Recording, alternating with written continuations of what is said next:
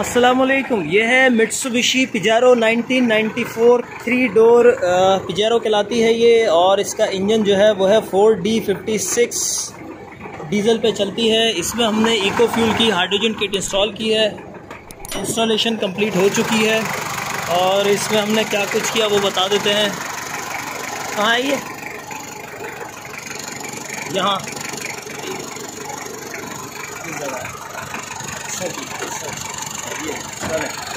तो ये अभी हमने इसको स्टार्ट किया हुआ, डीजल इंजन है ये, ठीक है जी। तो हाइड्रोजन के डीजल पेट्रोल सब में चल जाती है। डीजल चूँकि बड़ा आराम से चलता है, पेट्रोल के मुकाबले में इसकी स्पीड स्लो होती है, तो इसमें HHO का जो इफ़ेक्ट है वो ज़्यादा अच्छा नज़र आता है बनिस्बत पेट्रोल के। पेट्रोल में जो 30% सेविंग आती है, डीजल में वो 50% तक आ जाती है। इंजन बड़ा है तो किट हमने इसके अंदर बड़ी लगाई है। इससे पहले RVR के अंदर हमने किट लगाई थी, इन्हीं की थी, वो चला चुके हैं काफ़ी अर्सा ये। अब इन्होंने ये किट जो है वो अपडेट करवाई है कि बड़ी चाहिए मुझे, क्योंकि इंजन बड़ा है तो उसमें हमने बड़ी किट लगा दी है। बिग किट हमारी जो है वो डिग्गी में रखी है। और इंजन रूम में हमने क्या कुछ किया बता देते हैं। तो ये हवा यहाँ से जा रही है, तो इसमें हमारा ये पाइप आ गया HHO गैस का पाइप, ठीक है जी। इंजन के साथ ये हवा के साथ ये मिलके फिर इंजन के अंदर चली जाएगी। टर्बो हो या ना हो, उससे HHO के ऊपर कोई फ़र्क नहीं पड़ता। HHO उसी तरह से अपना काम करता है जिस तरह से करता है, ठीक है जी। उसके साथ ही ये 12 वोल्ट भी है, और चाहते तो हम 24 भी यूज़ कर सकते थे, लेकिन हमने 12 में ही किट लगाई है, ठीक है जी। तो हमारी जो रिले है वो हमने लगा दी हैं 2 अदद, बल्कि एक ही लगाई है इसके अंदर। ये इसके कनेक्शन जा रहे हैं, पॉजिटिव पे लगाया, नेगेटिव पे लगाया, फुल स्विच के साथ इसको कनेक्ट कर दिया है। जब किट स्टार्ट होगी तो ही गैस बनेगी, ठीक है जी। गैर ज़रूरी तौर पे जो है वो किट करंट नहीं लेगी।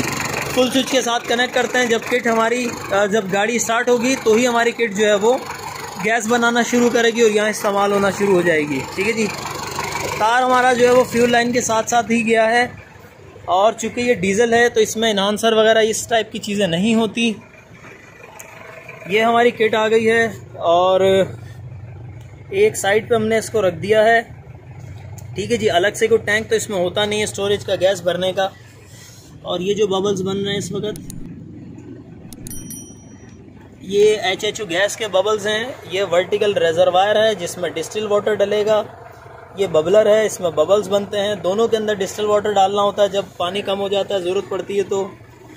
चूँकि ये डीजल इंजन है तो इसके अंदर जो है वो करंट थोड़ा ज़्यादा चला है तो कोई मसला नहीं है।